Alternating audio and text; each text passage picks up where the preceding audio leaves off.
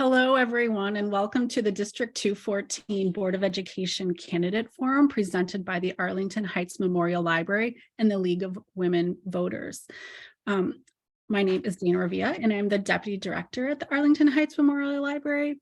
And I am thrilled to welcome our District 214 candidates. And I thank you all for our participants for taking your time to meet them today and exercise your civic engagement. This is the last of two Arlington Heights forums today, so thank you if you are returning. Both forums will be available at the League of Women Voters YouTube channel soon. And thank you to the League of Women Voters for inviting us to co-present today's event.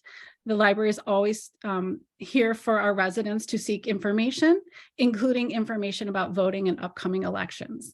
And you can find information about the voting at ahml.info/research/civics. And just as a heads up, during today's forum, you'll see two surveys. The first is an attendance poll to just help us know the number of people that are joining us this evening. And the second is a short post-event survey, which will show up at the end of the event. And we are also happy to welcome Stacy Sheen Stapleton as our ASL interpreter for this evening's event to increase accessibility. If you need the service, please pin Stacy's video on your screen. We will also have enabled the closed captioning, which you will see available at the bottom of your screen. And lastly, chat will be limited to panelists and not among the attendees. And so without further ado, I would like to introduce our MC, Shannon Silverman. Thank you, Dana. Hello and good evening, everybody. Welcome to the Candidate Forum put on by the League of Women Voters of Arlington Heights in partnership with the Arlington Heights Memorial Library. We're so happy you're here. My name is Shannon Silverman, and I am from the League of Women Voters of Arlington Heights, Mount Prospect, and Buffalo Grove areas. Founded in 1920 as an outgrowth of the movement giving women the right to vote, the League of Women Voters is a nonpartisan organization which neither supports nor opposes candidates or parties for any office. The League's purpose is to promote political responsibility through the informed and active participation of citizens in government. Providing this forum allows citizens to become better informed about the issues facing them and our community, and to become better acquainted with the candidates running for office. We are really happy to continue our decades-old tradition as this service to the community. We have some questions prepared, but we encourage the audience to ask questions that will be prioritized tonight. Please, please send in your questions. That's the difference that makes a good forum, good questions. To send in questions for the candidates, please text 847-701-4701 or email forum.lwvah@gmail.com. Again, we would love to get your questions. Please send them in 847-701-4701 or email forum.lwvah@gmail.com. All of the candidates were contacted and invited to participate by either email or phone prior to today. The candidates have agreed to abide by the ground rules provided by the League of Women Voters. They are as follows. There are some others, but we're hitting the highlights for tonight. Candidates have been chosen by random order in our digital age, a random app, to determine the speaking order tonight. The moderator will rotate this order in fairness during the forum for questions. Each candidate will have 2 minutes for their introduction opening remarks. Next, each candidate will have 1 minute to answer questions. At the end, each candidate will have a 2-minute closing.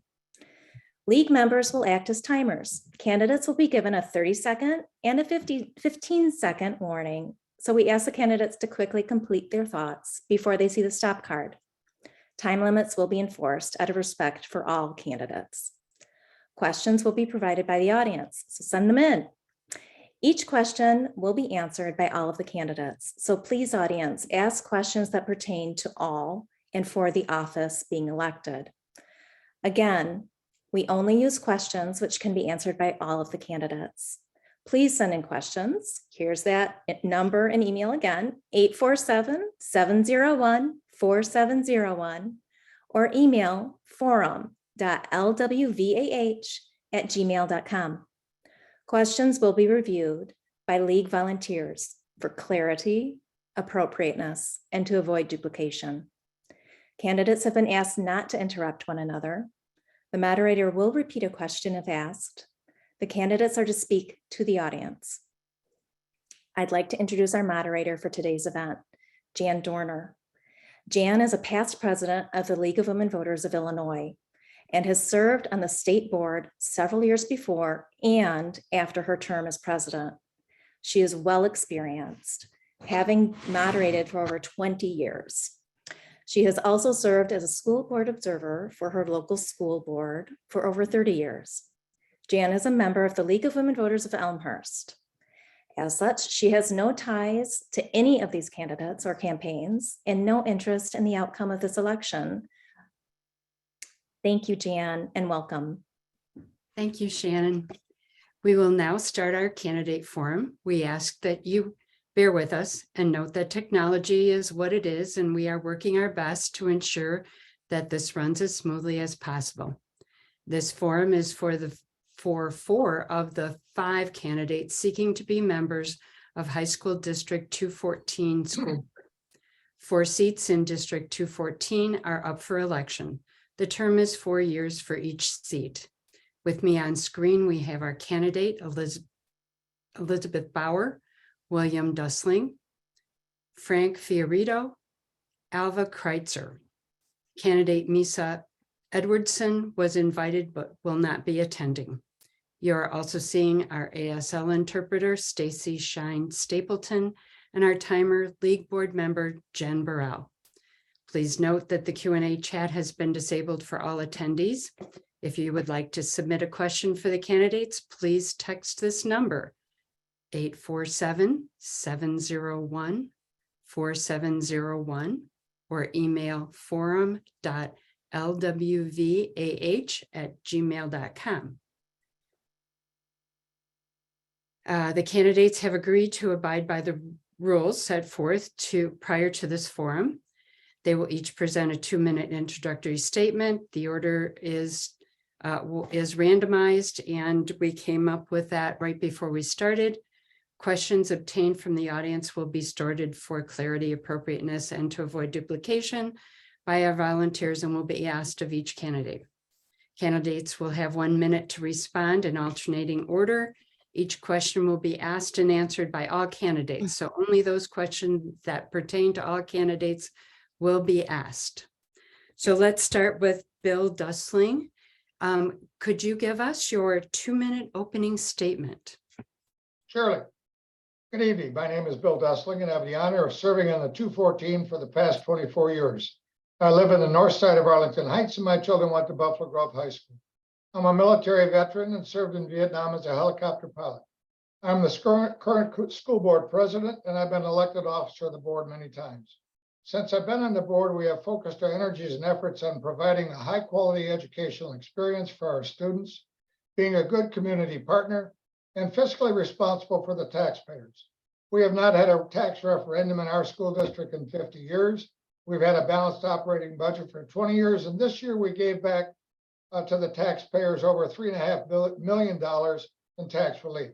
Our district has long been recognized as a lighthouse district for creating innovative educational opportunities for our staff and students.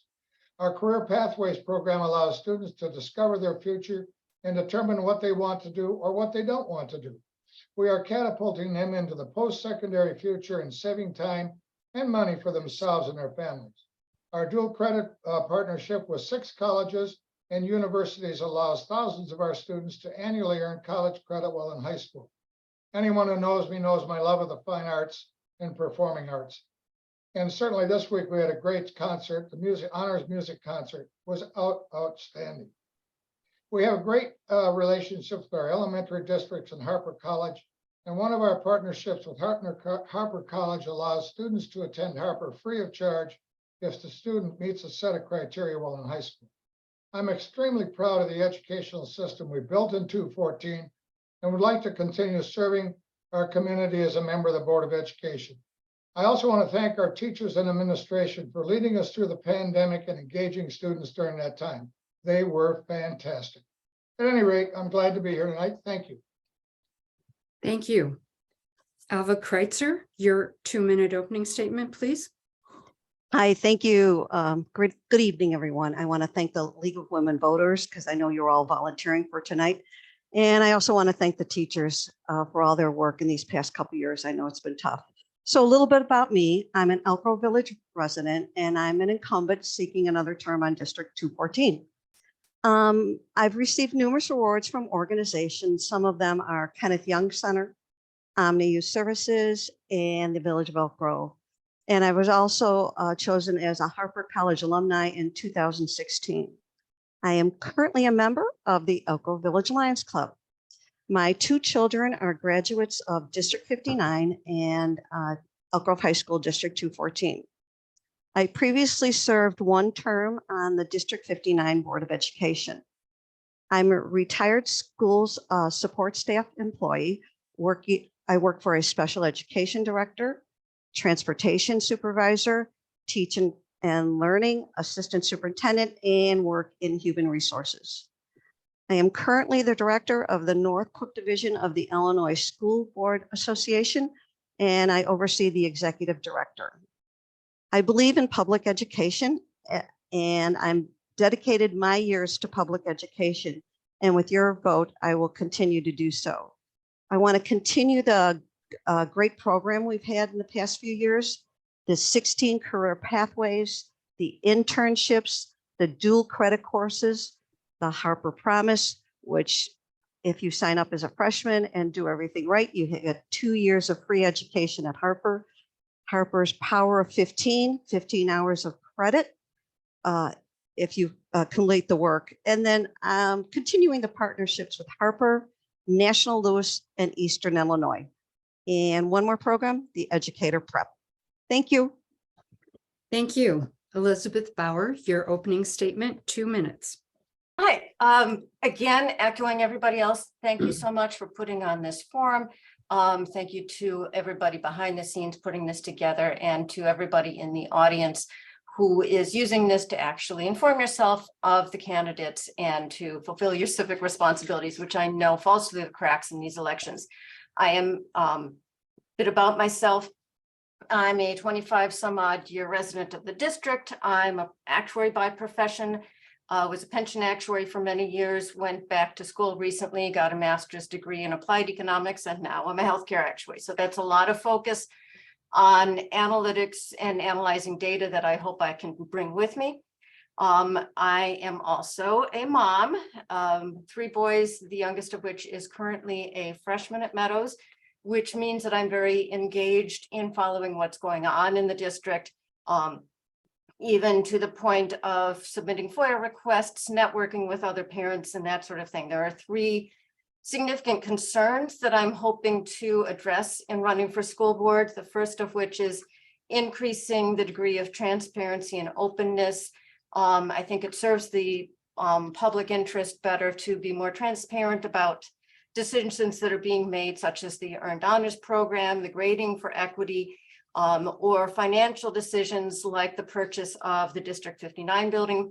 We've also had a lot of emphasis on things like AP classes and dual credit, and I want to make sure that the kids that are more at risk are not getting neglected. That we have had a significant change in demographics, a lot of achievement disparities that predate COVID. And third thing is to be more responsive to parents, even such things as town halls and reaching out and collecting and seeing what concerns parents have. Thank you. Frank Fiorito, your opening statement, 2 minutes. Okay, good evening. First and foremost, I'd like to thank the Arlington Heights Memorial Library and along with the League of Women Voters for putting this forum on tonight. It's a great opportunity for all candidates to speak. My name is Frank Fiorito. I have lived with my wife, Christine, in Mount Prospect for the past 24 years. I have 3 children. My oldest is a sophomore at the University of Illinois. He graduated John Hersey High School. I have a daughter, Bella, who attends John Hersey High School. And I have an 8th grader, Sophia, who will be attending John Hersey High School next year. The reason I am running for the 214 board is I've spent the last 12 years serving in the River Trails 26 School Board. along with 8 years on the NSSEO school board. I consider this to be a challenge for me. And with my daughter moving along to John Hersey High School, I thought it'd be a good opportunity for me to move along with her. As I said, I serve in River Trails 26. I also volunteer in River Trails 26. For the past year and a half, I volunteer in my lunch hours to help out at Prairie Trail School, which serves kindergartners and preschoolers, working as a lunchroom supervisor and as a playground supervisor, playing music and entertaining the children because we are very shorthanded, like most school districts are with most of their staff nowadays. So that being said, I can see the work effort that the teachers put in. Their profession is very, very important to our country and our state. And the job that they do is incredible. I think they deserve more respect. And I really can see firsthand how great a job they do. I also serve as the River Trails Music Boosters Treasurer. I'm heavily involved in the schools, all 4 schools, and I am heavily involved in park district programs as well. I am visible and I am approachable, and that is why I'm running for the District 214 school board. Thank you. Thank you. Candidate Kreitzer, we're going to start with you with our first question. And this is a 1-minute answer. What is the role of a school board member? Sorry, I had to unmute. There are, according to the Illinois Association of School Boards, there are 6 priorities for school board members. And you can go to their website and look at the guiding principles. So in a nutshell, we employ the superintendent. One person we evaluate every year is the superintendent. The board monitors performance. The board connects with the community. The board delegates authority. Delegates authority means we do not micromanage. We do not go into the classroom telling what a teacher to do or any of that. The board takes responsibility for itself and the board clarifies its purpose. So if you need to know more about what a school board member does, I suggest you go to the Illinois Association of School Boards and it'll give you everything you wanted to know. Thank you. Candidate Bauer, same question. What is the role of a school board member? Actually, it's something I thought about a lot because I think it is important to recognize that the board's responsibilities with respect to both setting policy and oversight are not just boxes that should be ticked by voting on a policy document, but to really be actively engaged in discussing the key issues that are important and are happening within the district. I threw out some earlier things like the earned honors. There are going to be changes like the institution of a foreign language requirement that's going to have effects. We're going to have discussions about changes in programs for the at-risk kids, oversight. There were a lot of changes with the facilities. They brought in a lot of construction in-house, and that's the sort of thing that really needs monitoring by the school board to make sure that those changes are working effectively or to abandon them. Thank you. Candidate Fiorito, same question. The role of a school board, first and foremost, which District 26 did last year and District 214 is doing this year, is to hire a superintendent and also to evaluate the superintendent, as Alva said. The role of the school board is also not to so much as to make policy, but form policy with the help of administrators, teachers, and sometimes even stakeholders. We usually get something from the Illinois Policy Press, it's called, and usually from there, you look at the policies that they are sending to you and you adjust it to tweak it to your best school district. The role of a school board member, which I believe all 4 candidates today certainly possess, is to be visible in the schools. And I mean after school. I know all 4 of us have been to certain events. I know Alva and Bill personally, and I know I can guarantee I will see them at most D214 events. So being visible is also, I think, a prerequisite for being a school board member. Thank you. Thank you. Candidate Dessling, same question. Sure. The primary role and responsibility of a school board member was told to me by Bob Zemek and Mimi Cooper when I first came on the board. Bob told me, Bill, there's only one reason you're on the board, and that's because of the students. And that's why we're there. And to do that job and to take care of the students, you have to understand the various operations of the district, to include the policy, to include how we make policy. You have to understand the finances. You have to keep an open mind with citizens, students, and all of the administration so that you're able, on a clear basis, understand the big picture. If you're a single focused person and all you're going to focus on is one thing, it should be the students. But other than that, if you're a single focused person and you don't focus on the broader range of the district, you're really going to miss the whole package. And you won't be an effective board member. Thank you. Let's remind you all of the email, the text message number 847-701-4701 or email forum.lwvah@gmail.com if you have any questions for the candidates. So let's go to question 2. Elizabeth Bauer, you'll be the first one on this question. How do you plan to keep our students and staff safe from gun violence? That is a question which I think in part is already implemented in terms of the fact that we do have security guards and a process of locked doors and only individual access. The bigger question that is, I think, unknown to many parents, there was a big fight in Rolling Meadows this weekend, and my son is at Meadows. I'm getting the text from him. We're on soft lockdown, Mom, now. That we don't have enough information as members of the public in terms of what is going on and how at this point in time the district is handling discipline. We know that they have adopted something called restorative justice, but the members of the community don't know enough about what the district is currently doing to solve these issues that have really escalated substantially since COVID. Fights and disruptive incidents increased by 3 times. So it's a real concern. Thank you. Candidate Fiorito, same question. How do you plan to keep our students safe and staff safe from gun violence? Okay, we'll start with the SROs, and I know that each building has them, so I don't think that that is really the issue or what's going to solve the problem.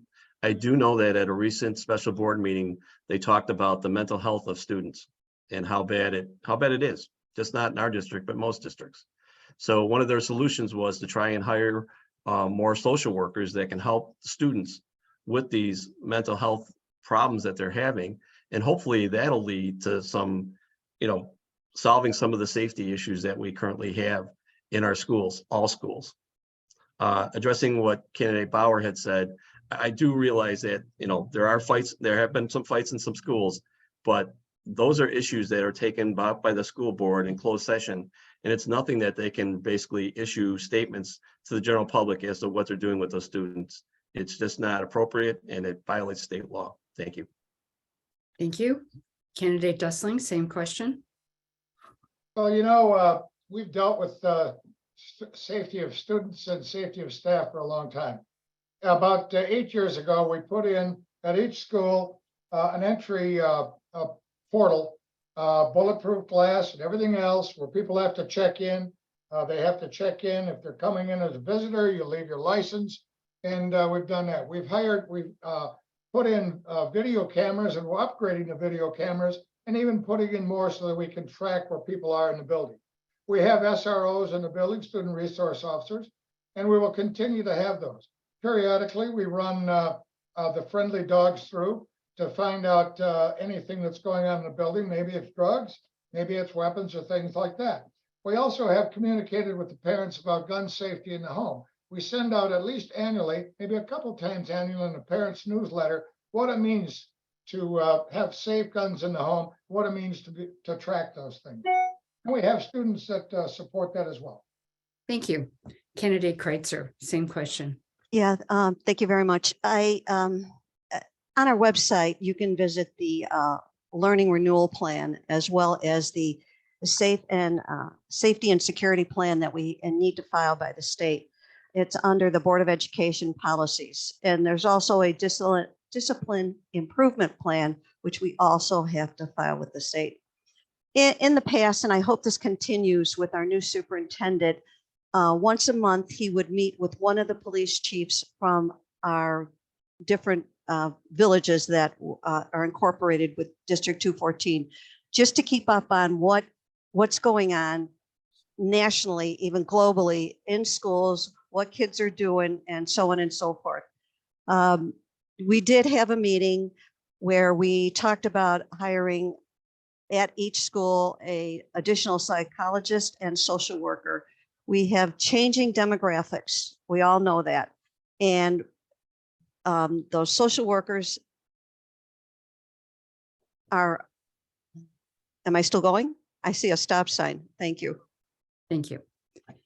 Candidate Fiorito, you'll be the first to start with question 3.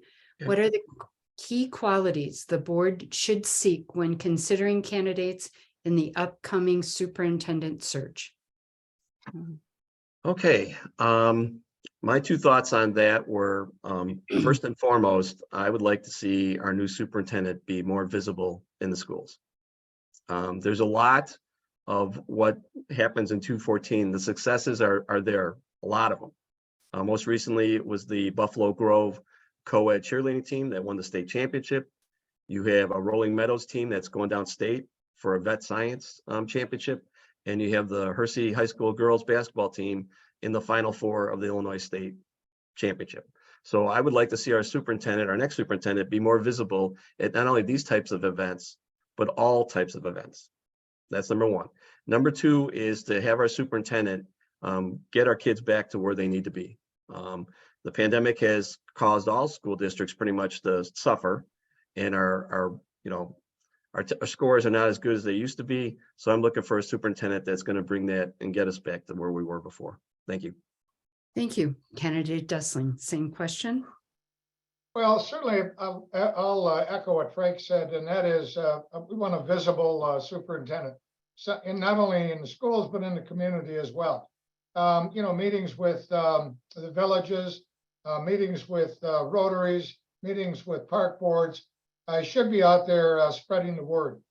We also want a superintendent who has a record of innovative education programs that we can look at, and he can show us the success they've had with that and how he's done it. How's he brought the staff along? How's he brought the community along?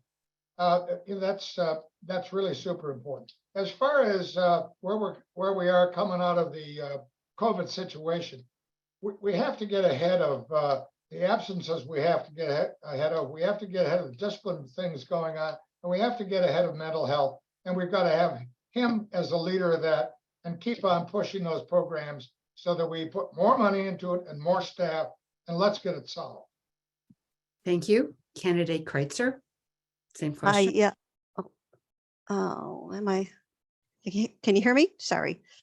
Yeah, we did a leadership profile, which again is available on the website.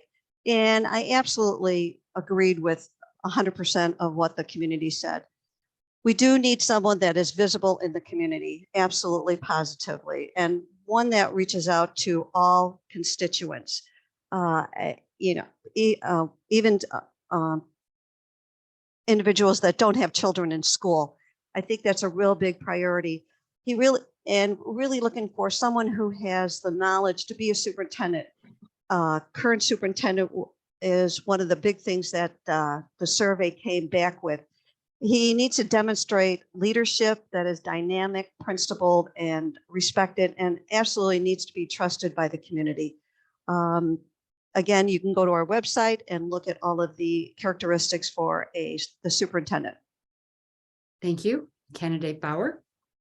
I'm actually going to be a little bit, I know Frank said he wants a superintendent who is very visible. My concern is that a superintendent not be focused on building reputation or PR or any of that, but really be focused on the nitty-gritty of what needs to happen to manage the district, to look at and understand the right sort of academic programs to, again, boost the student achievement, to have the subject matter expertise to know what the right approach is for things like the at-risk students or the mental health. or that sort of thing. So as to really have the knowledge base to work with that. And lastly, to be absolutely indisputably a woman of strong integrity, no conflict of interest, says, you know, what the truth is and not what he thinks somebody wants to hear to get that person to go away. And lastly, to be responsive when somebody brings up concerns instead of pushing things off. Thank you. Candidate Dustling. Next question, what steps have been made to monitor and improve air quality within our schools, and what further steps or interventions would you recommend in the future? Well, you know, once the COVID started and we got into that situation, the schools were shut down. That gave us an opportunity to change out and all of our air transfer systems in the buildings. A tremendous amount of expense went into that, and a tremendous amount of work went into it. We have air filtration systems in many parts of our buildings that are probably as clean as an operating room. And that's something you got to keep the air moving, you've got to keep it filtered, and you've got to keep it at a level that will keep the students and staff safe. That's critical for us. Certainly what we're trying to do is we're trying to do everything in an energy-wise way. And that gets us into saving power. That gets us into saving the electricity bills that we have. And certainly we want to keep everybody safe. So that's why we put in all these air handling units. Thank you. Candidate Kreitzer.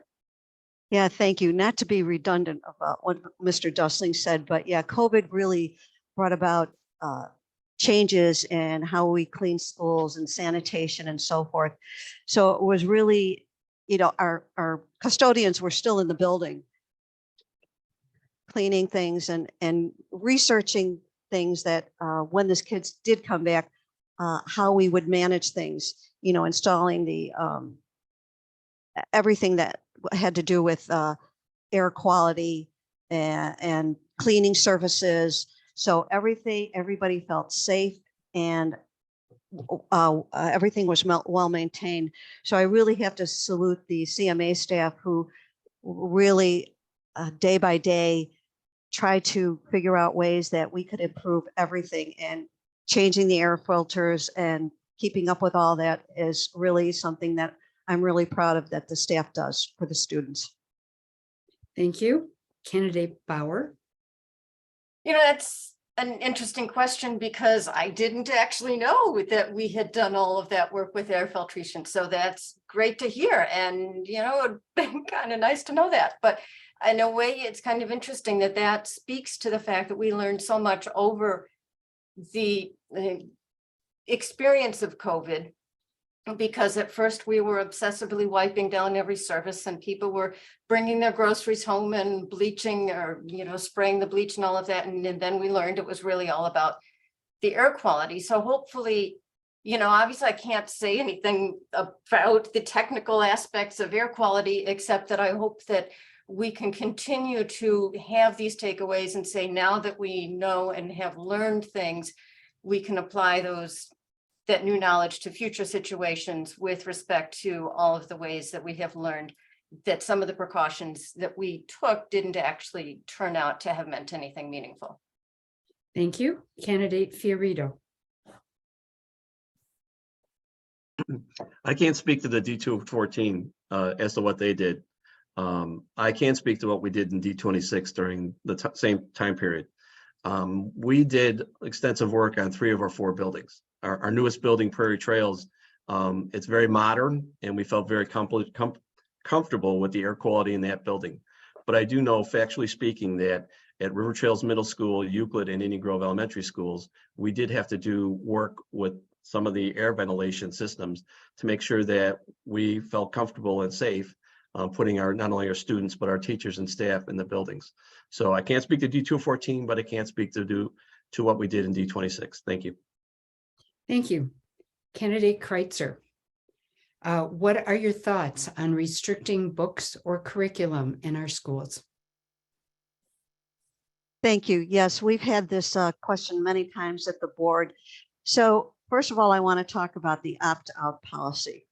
we have a policy that says that if you object to a book or some section of the curriculum, you have the ability as a parent or guardian to opt out.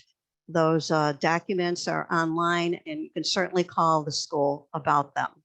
So when it comes to library books and books of that nature, we have a couple policies. Library media policy 230 and policy 6230 about library media program items.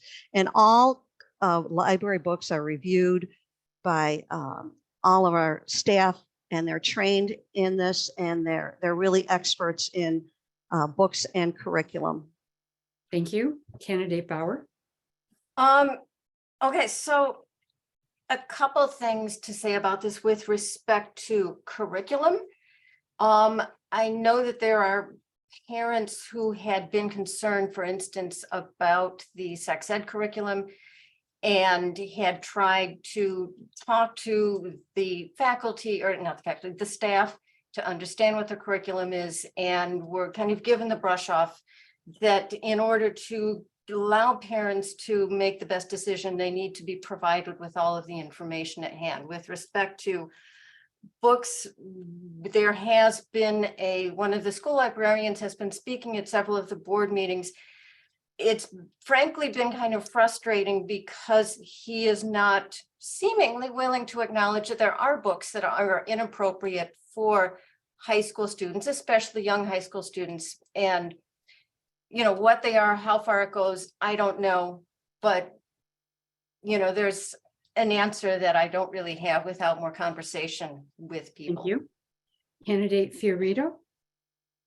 Okay, so let's go to curriculum first. I know in our district in 26, we have a curriculum director who basically covers the curriculum with the school board.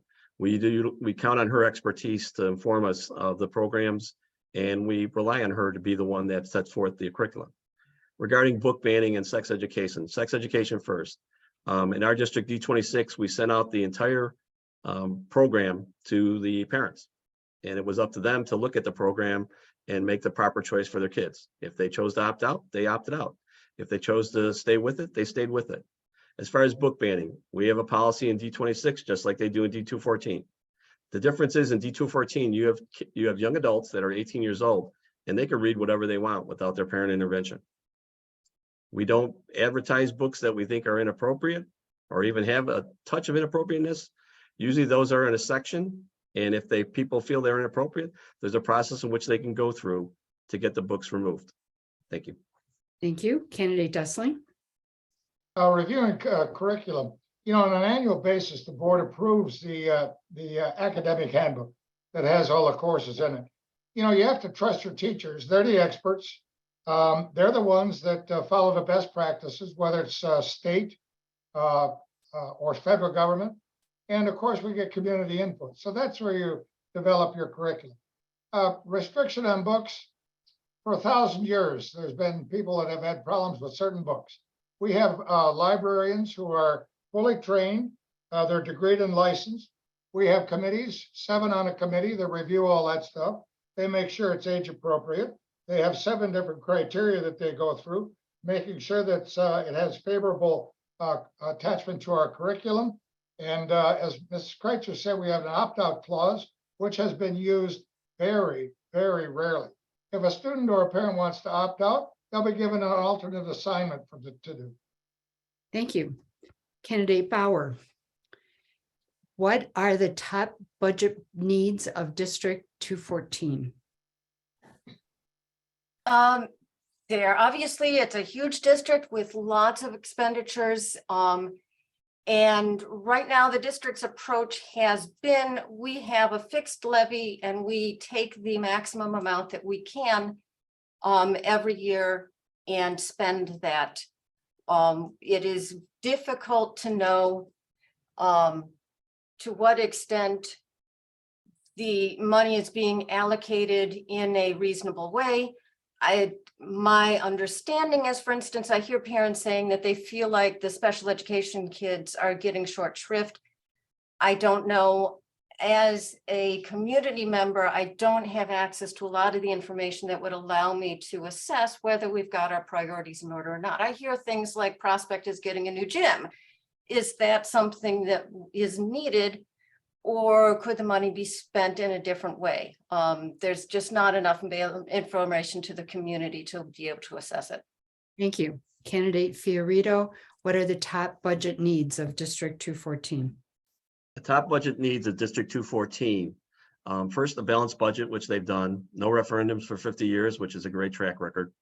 The fact that they have the reserves for special usage. And a great example is the special board meeting they had, where they identified that mental health is a big thing in our school district right now. And they were able to hire additional psychologists and social workers, one at each building. So 12 people in total, along with the ELL program. And they only did that because they are good stewards of the district's purse and their money. The other thing that also comes into play too is one of the budget needs of District 214 is going to be whatever happens with Arlington Park. If by chance they do build these family homes, or they're actually going to be more like townhomes and condos in that property, we need to make sure that we have the money to support the students that might go with it if by chance we don't get the money that we deserve from that project. Thank you. Candidate Dustling, same question. Well, the top budget needs are certainly the buildings. We 2 years ago, we approved a 5-year $50 million capital plan for the really for the envelopes of the buildings, the outsides, the roofs, or whatever it is. Some of these buildings we have are approaching 60 years old. They require new roofs, they require new windows, they require new walls. So we have to make sure we have a safe and secure environment. We also have to look at our budget. We did hire 6 new psychologists, 6 new counselors. We've got 30 ESL teachers that we're going to hire. We have 30 that are associated with math. And those ESL teachers, we've had a 40% increase in the students that are coming to us that need ESL help in the last couple of years. We also have 40% of our students coming in as first-year students that are only at the 6th grade level of math. We are going to increase that with extra teachers and extra time to get that math level up. Thank you. Candidate Kreitzer. It's okay. Yeah, any school budget, the top where you spend your most money is salary and benefits, of course. And then you will also have a line item for buildings or operations, as it's called. President Dustling is correct that a year and a half ago, we did have a presentation and it outlined what was going to be done in the next, I think it was 2-3 years, what building needs. And that's done with in conjunction with the principals and the director of operations. So we do have a document where it shows that Elk Grove High School will need a boiler in 20 years. So there is a plan that where this a parking lot needs to be done, a roof needs to be done. It's all in a document, so we know what expenses are coming up. Thank you. Candidate Fiorito, what would you change to better help at-risk students become more successful?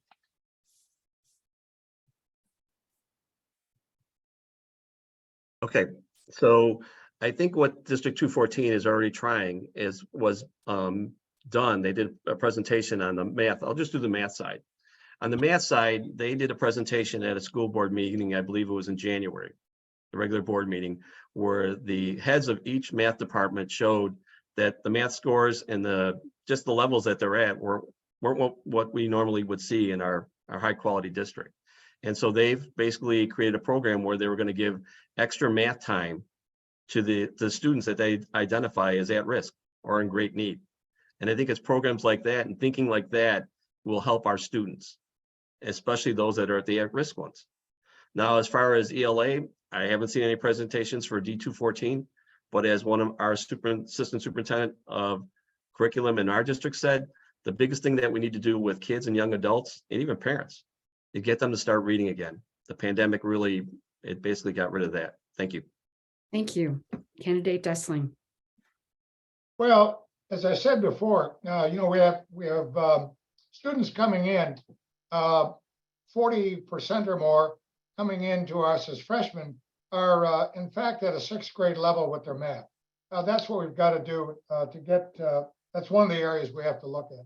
The other area is, you've got to have students in the classroom to teach it, and we in all districts have a tremendous absentee rate, and the only way we're going to solve that is to contact the families, contact the students, get the disciplinary situations in control so that we can get students into the classroom where we can teach them. And the mental health aspect coming out of the COVID was not good. We're dealing with that. We have programs of magnitude that are dealing with it, and we're bringing in many more psychologists and counselors to assist us so we can get the students back in the class so they feel comfortable coming into class. Candidate Kreitzer. Yeah, thank you. What Frank was referring to is called the AIM program, Academic Interventions in Math. It's designed to support students in 214, like 6th grade level or lower. And then we're going to have cohorts of students who meet with the certified math teachers during the AIM courses, and then curriculum focus on individuals with skill deficits. This is all in the learning renewal plan, which is online. And look at out of classroom learning experience for these students, providing academic support and behavioral counseling resources. And for our students, our English learners and students with disabilities, include assignments of tutoring support for small group instruction and integrate them in general education courses and individualized support of workforce development transition services. Thank you. Candidate Bauer. Let's see. So there's been a lot of reference to mental health and to ESL kids, and in particular to an increase in the hiring of staff. And I would point out that this was presented at a board meeting that was held in the afternoon that was not announced in a way that the community knew anything about it, and that was not live streamed, and it was not recorded. So I am kind of going on a slide deck that I was able to read, but nothing more. I think it's great that we're devoting more attention to this. It sounds like it's a real concern that kids are coming in from feeder schools really deficient in their English language skills. And it sounds like we need to work more with those feeder schools. The absentee rate is a huge concern. I hadn't heard about that. And the other thing that honestly we need to do is see whether we need to shift some of our money over. COVID money is going to run out, and we're going to need to see where the budget allows for more money for tutoring and other programs. Thank you. So we will now go to closing statements. We'll start with Bill Dustling. You have 2 minutes for your closing statement.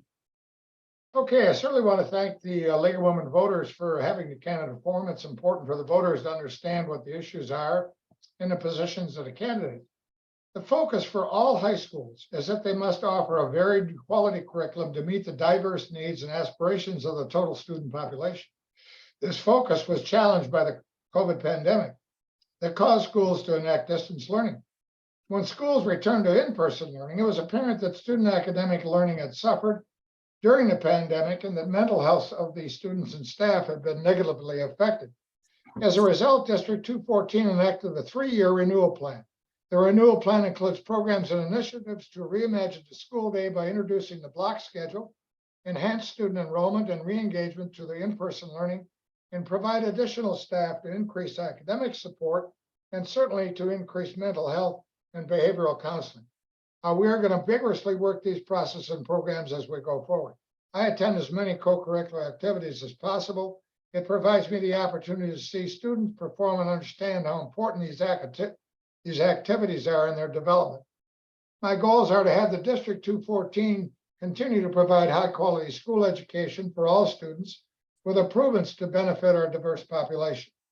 To ensure that the district can demonstrate to taxpayers that it is fiscally responsible while delivering high-quality education programs, and to have the community understand and take pride in the district's ability to graduate students that are fully prepared to meet challenges they might encounter beyond high school. Finally, I would greatly appreciate your vote in the April 4th election. I appreciate the time that you all put in to put on this performance tonight. So thank you very much. Thank you. Alva Kreitzler, your closing statement, please. Oh, sure. Thank you. The community of District 214 deserves a board that is for students and the residents, and I am that person. I've always been for the students and look out for their health and welfare.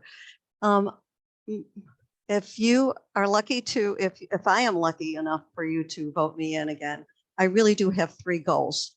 My first goal is to work with the new superintendent. We all know that Dr. Schuler has left us after 17 years, and I want to be there when we hire a new superintendent. I believe that we need to continue with the great work that Dr. Schuler started us with, and then explore new avenues where we can increase student achievement. My second goal is that we really need to look at the curriculum to put more money into the curriculum. I think we have a good start with hiring the 14 new EL English language teachers because, as been said in this forum, our population is changing, and that is definitely needed. And my third goal is, yes, to keep within the budget. We've had a balanced budget for years and years and years. I certainly don't want to go into deficit spending. We have a nice reserve, and I want to keep it that way. So my professional background working in schools gives me an edge when the board deliberates on issues. With the public's vote, I hope that I remain a District 214 Board of Education member. I have no hidden agenda. I am here for the students and residents of this great district. I want to once again give back to the community by serving as your next District 214 Board of Education member. I want to thank the league once again, and I want to thank all that are listening to this forum. I want to wish you well and have a good day. Thank you. Elizabeth Bauer, your closing statement, 2 minutes. All right, so again, yes, thank you for hosting this. And obviously, anybody who has joined this session is already paying attention to the election and to the issues, admittedly, far more than I had for many, many years. I confess that until 2 years ago, until the schools closed, or 3 years ago, until the schools closed for COVID, and I really was forced to pay attention to what was going on, what decisions were being made, I took everything for granted. So I would urge you not to do the same thing, but to research the candidates. You can read a lot more about what my concerns are, my issues, the things I focus on by going to my website, which is bauer214.com. A couple other things to emphasize is that one of my key concerns is transparency. This came up a number of instances in which, as a community member, I was not able to cite a recitation of things that are going on because they weren't being discussed or made available to the community. I know that the board members take great pride in attending events, but I think that that's not really the key element of being a board member. I mean, heck, look, I'm a parent. I was at Jazz in the Meadows as a parent, as a raffle table manner. I was at the honor band concert as a parent. I also think it's really crucial to be more responsive to parents. Parents come and speak at the public comment session at the board meetings, and we get this constant statement of, this is just a business meeting, this is not a town hall. But there really are no opportunities for parents or anybody in the community to engage with the board members. There are no town halls or any sort of similar events or forums, and there really ought to be more of that sort of thing. Thank you. Frank Fiorito, your 2-minute closing statement, please. Okay, first I want to thank the Arlington Heights Memorial Library, the League of Women Voters, all the people who joined tonight, and including my four of the 5 candidates that showed up tonight. As far as why I want to be on the school board and what I would bring to the school board. First of all, I am visible, and I'm not only visible, but I'm also approachable. So when I'm at an event, especially my own district, I'll talk to anybody. Same thing with when I'm on the school board. If you want to meet me on my driveway, if you want to meet me on your driveway, if you want to talk to me at the grocery store, if you want to talk to me at the Starbucks, I'm always available to talk. And it does work. I'm also a very good listener, and being a good listener really worked out well in 4 negotiations that I led. The experience with all four negotiations were great, a good experience. And why was it a good experience? Because both sides listened. And we also decided we are a partnership. In being a partnership, there are no winners and losers. And it's the same thing with the school district D214. It has to be with the stakeholders as well. We're all in it together. Parents, students, teachers, teachers' assistants. Do we have to do better? Yeah, we do. All school districts have to be better. All school boards have to be better. We all can be better. And that's what I think I bring to the school board, is I can do better. Liz, if you ever want to come talk to me, come talk to me. I'm willing to listen to anybody. Alva, if you want to talk to me, talk to me. Same with Bill Dustling. I'm more than willing to listen to your ideas. And as my late father would say, if you can't come to compromise, always agree to disagree. So I hope on March 20th and on April 4th, you decide to, vote for me. That would be great, because I bring a lot to the district, and I hope I can make things better. Thank you.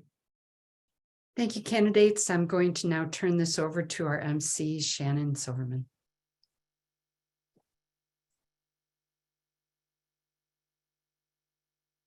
She's muted. You're muted. I did that in the last one too. Thank you. Thank you. Thank you for many reasons. Thank you, Jan Dorner, for being our moderator tonight. We were indeed very lucky to have you and your experience and your steady hand and your care. Thank you. Please make sure, everyone, to register to vote. Make your plan to vote, and then make sure your voice is counted this election day.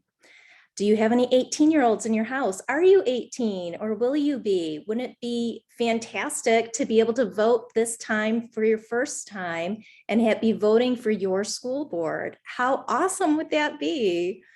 If you need help, if you have an 18-year-old at home that needs help to figure out how to go about it, League of Women Voters, Arlington Heights, Mount Prospect, Buffalo Grove is here to help. Check us out at our website, www.lwvah.org, for voter registration information. Yes, you can register online, mail-in vote information, secure Dropbox locations, planning your ballot, judges do matter also a lot, as well as your early day and day of polling locations. And for any of you looking to get involved and help this year's election, to make sure it's safe, secure, and accessible for all, we even have a link where you can sign up to be a poll worker. You can see behind the scenes and be a part of things, and even earn a little extra money. Again, visit www.lwvah.org and follow us on social media at Facebook, Instagram, and Twitter. We have accounts specifically for youth at student.lwvah and a mascot at @pause4votes. We are grateful to you all for joining us. Thank you to our candidates. They are volunteers too. Bill Dustling, Elva Kreitzer, Frank Fiorito, and Elizabeth Bauer. Thank you all. Our democracy does in fact rely on citizens willing to run for office. A special thank you to our ASL interpreter, Stacy Shine Stapleton. Due to her skills, efforts, and care, even more people are finding this forum accessible to them and inclusive. And to all of the other volunteers of our league who worked tirelessly to bring you this free program open to the public. Thank you. To the Arlington Heights Memorial Library, a big, big and special thank you to them. Award-winning and fiscally responsible. We are incredibly fortunate to have them in our community. Time and time again, we are reminded of that. Tonight is only the most recent reminder. Thank you to all. And with that, good night, everybody. Take care of yourselves and each other. Night. Thank you. Thank you.